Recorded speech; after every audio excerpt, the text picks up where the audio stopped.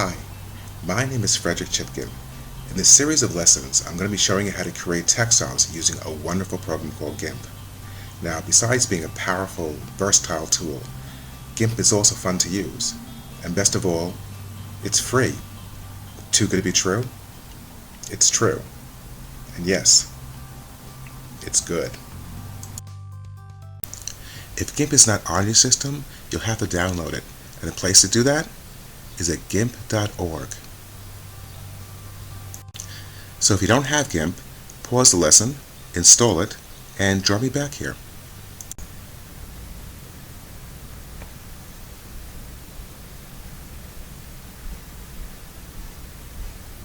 Now, I'm going to show you how to organize your desktop so it goes from this cluttered mess to this, organized and easy to look at. Now, when you open Gimp for the first time, it'll look somewhat like this. There may be some small differences depending upon what your screen resolution is, what your operating system is, and what wallpaper you've selected for your computer. Now the first thing we're going to do is click here to enlarge this window over here. Then we're going to click over here and drag the layers panel out, and then click over here on this little X on the upper right hand corner and close these panels here. Then we're going to drag the layers panel back. Then we're going to click on the word Windows over here, go down to Dockable Dialogues,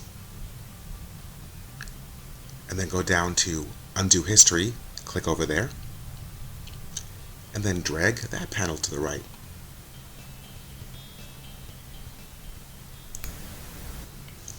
Now we're going to get rid of the Tool Options panel, which is really not a necessary thing because all you have to do is double click on one of the tools in order to adjust the tool options. So we're going to click over here on top of the panel, drag it out, and then click on the X over here to get rid of the panel. Now we're going to change the shape of the toolbox so that it's a little bit more functional and a lot nicer to look at. So click on top of the panel here, and let's drag it down to sort of squish the panel. Then we click on top of the panel and we drag it up, and then we click on the right hand side of the panel and drag it in.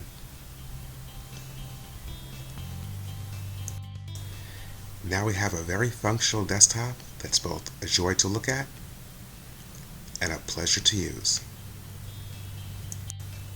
Now we're going to adjust Gimp's preferences so that they're a lot friendlier to textile design. So click over here and drag down to Preferences. The first thing we're going to do is simply look at the environment, which is highlighted in blue over here. Make sure that the tile cache size is set to about half the memory that's on your system. You can click on this little arrow here if it's not set to gigabytes and change it to gigabytes. The next thing we'll change is the tool options found over here. Make sure that the default interpolation is set to none. The reason why we do this is so that things won't blur when we rotate them or resize them.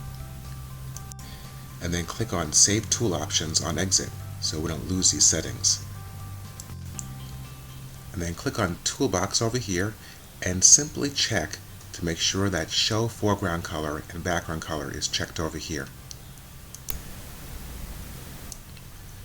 Now go to Default Image, make sure that the Portrait box is highlighted over here,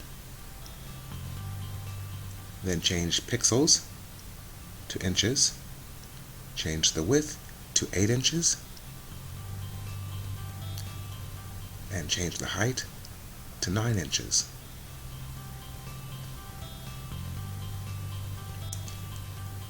And then go over here and change 72 pixels per inch to 254 pixels per inch.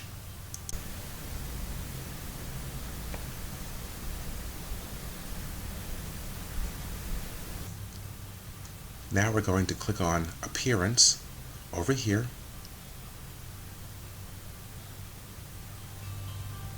and make sure there's no check mark next to Show Layer Boundary on top of the Preferences panel, and no check mark next to Show Layer Boundary towards the bottom of the Preferences panel. Then click on OK, and your preferences are set. Now there's one tool that a lot of designers love to work with, and that is a drawing tablet. If you want to invest in anything, I would recommend purchasing a drawing tablet. It's a natural way to draw and will also cut down on hand fatigue. Now if you do make the wise investment in a tablet, there are a few more preferences that you should double check after you install the tablet's drivers. So the first thing I want you to do is click on the word Edit over here and drag down to the word Preferences again. And then in the next window that pops up, I want you to click on the word that says Input Devices, and then click on the word that says Configure Extended Input Devices.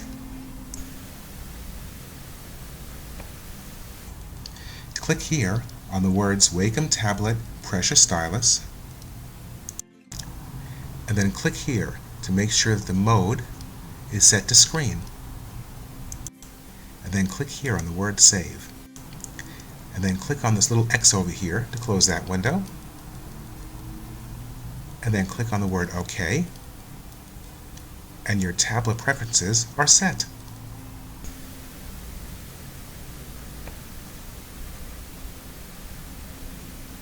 Hi there. I hope you enjoyed my tutorial on Gimp for Textile Design, the basics. And I hope you join me back for my second class, Gimp for Textile Design, Part 2, the tool settings.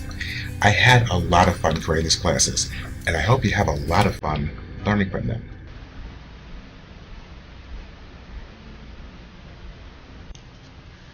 I'd like to invite you to visit my webpage, gimpfortextiledesign.com, where you can get a little bit more information on Gimp for Textile Design, and where you can also purchase the same practice images and color charts that I use in my online classes at a discounted price. It'll make following along a little bit more easy and a lot more fun. In my next class, Gimp for Textile Design Part 2, I'm going to go over all the design tools that you'll be using to create beautiful textile designs using Gimp. My goal is to turn the learning curve from this to that.